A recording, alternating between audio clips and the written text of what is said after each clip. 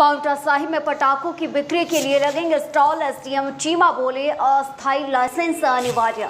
जिला किन्नौर के रल्ली में 2 वाहनों की भिड़ंत, बाद में लगी वाहनों में आग। 22 से 27 नवंबर तक आयोजित होगा श्री रेणुका जी मेला। सरमौरी नाइट के साथ हिमाचली नाइट का भी आयोजन। हाटी समुदाय को एसटी दर्जा देने पर प्रदेश सरकार केंद्र से मांगेगी स्पष्टीकरण। हर्षवर्धन चौहान बोले राष्ट्रपति और अंडर सेक्रेटरी की अधिसूचना में अंतर। आपदा में तीखी बयानबाजियों का दौर जारी। नेता प्रतिपक्ष पर राहत राशि को लेकर अनिरुद्ध सिंह ने किया पलटवार। आगामी 6 नवंबर को एक मंच पर जुड़ेंगे वर्तमान एवं पूर्व महापौर और उप महापौर।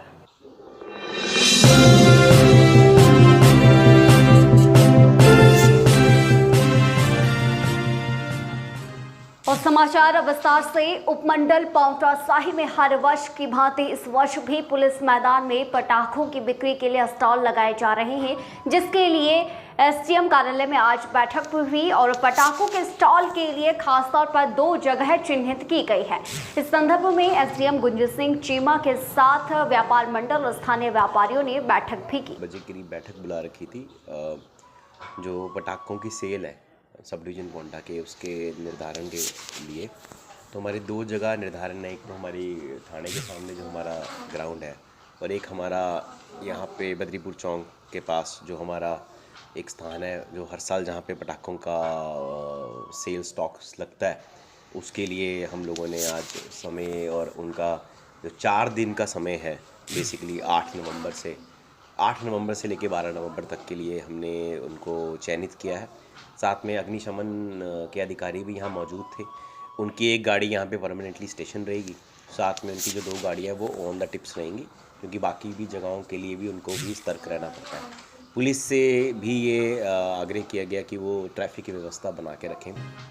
सिरमौर के ट्रांसगिरिपार इलाके के हाटी समुदाय को अनुसूचित जनजाति का दर्जा मिला है। लंबे अरसे और लंबी माथापच्ची के बाद ये हक समुदाय को मिला, लेकिन गिरिपार क्षेत्र के अनुसूचित जाति के लोग आपत्ति जताते हुए हिमाचल हाईकोर्ट में सिविल याचिका दायर कर चुके हैं, जिसके बाद उच्च न्यायालय की ओर से केंद्र और राज्य सरकार को इस बाबत नोटिस भी भेजे गए। फिलहाल हर्षवर्धन चौहान उद्योग मंत्री ने ये कहा है कि केंद्र सरकार से प्रदेश सरकार स्पष्टीकरण भी मांगेगी। कहा है दूसरा कि उसमें राष्ट्रपति की जो अधिसूचना है, उसमें कहा गया है कि सभी लोग, मैं तो इंग्लिश में स्टेट है वो नोटिफिकेशन, मगर उसमें कहा गया कि सभी लोग ट्रांसगिरी क्षेत्र के एसटी बन गए उसमें। और उसके साथ ही जो अंडर सेक्रेटरी की एक लेटर है, उसमें लिखा है कि राजपूत और जो ब्राह्मण्स हैं और वो और एक्सक्लूडिंग एससी कम्युनिटी, उस नोट जो अंडर सेक्रेटरी की चिट्ठी है उसमें एससीज को एक्सक्लूड किया गया है और राजपूत और ब्राह्मण को इंक्लूड करके उसको किया गया है। अब लॉ डिपार्टमेंट का मानना है कि हम राष्ट्रपति की नोटिफिकेशन को माने या हम अंडर सेक्रेटरी की लेटर को माने। तो ये भी क्लैरिफिकेशन के लिए हिमाचल सरकार ने केंद्र को। और इस वक्त एक और बड़ी खबर आपको जानकारी देते हैं। जिला किन्नौर के रल्ली नामक स्थान के पास 2 बड़े वाहनों में जबरदस्त टक्कर लगने के बाद दोनों वाहनों में आग लग गई। ये तस्वीरें हैं किन्नौर के रल्ली से। एक वाहन चालक इस टक्कर में बुरी तरह घायल हुआ है, जिसे गंभीर चोटें भी आई है। भिड़ंत के बाद जोरदार टक्कर के बाद ये वाहनों में आग लगी है। पुलिस मौके पर पहुंची, साथ ही साथ घटना की सूचना मिलते ही अग्निशमन विभाग भी मौके पर अपनी टीम के साथ पहुंचा। पुलिस ने मामले की जांच शुरू कर दी है।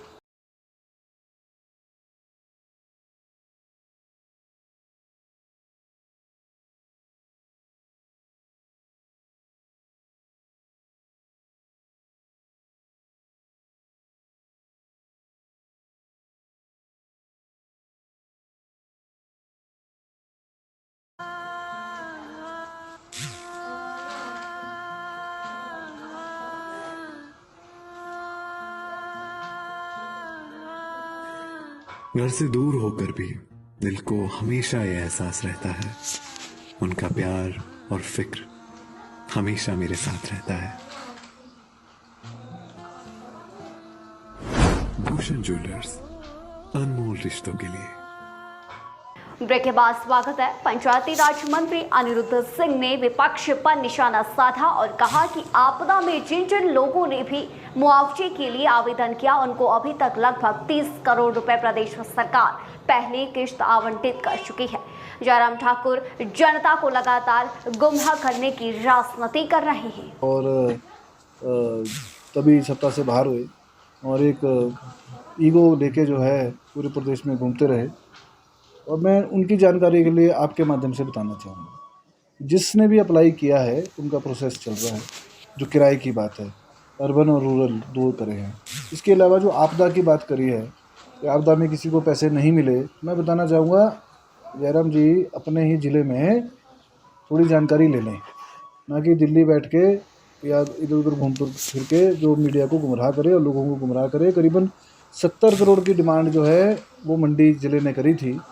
शिमला निगम में महापौर और उप महापौर का सम्मेलन बुलाया गया है।